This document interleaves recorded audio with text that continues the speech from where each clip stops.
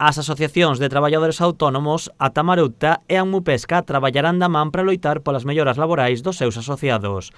A Amupesca é unha agrupación que representa a preto de 12.000 traballadoras relacionadas co sector do mar. As súas principais reclamacións xiran en torno a dúas cuestións. Unha delas é a diferencia no coeficiente reductor no sector do mar. As mariscadoras da P e as percebeiras, que levamos moitísimos anos pelexando pois, para igualalo aos dos nosos compañeiros que van e compañeras que van en embarcación.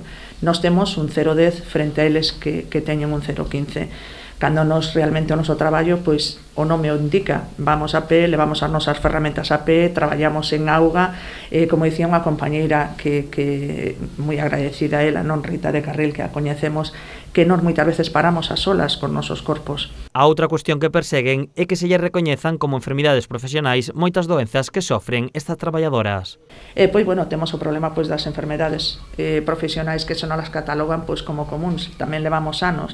Cada vez que temos pois, un congreso, cada vez que temos un acto, pois sempre miramos os datos estadísticos e, claro, o que reflexan é que temos infinidade de enfermedades comuns cando moitas, casi diría o 90% desas enfermedades pois son profesionais. A primeira medida que tomarán en común é a de solicitar unha reunión co Ministerio de Igualdade e Seguridade Social para trasladarlle estas cuestións. Próxima semana vamos a solicitar a primeira das reunións co Ministerio de Igualdade e Seguridade Social para que señan elas as que se senten co Ministerio a explicarlle claramente cales son os problemas que teñen e por que esas diferencias.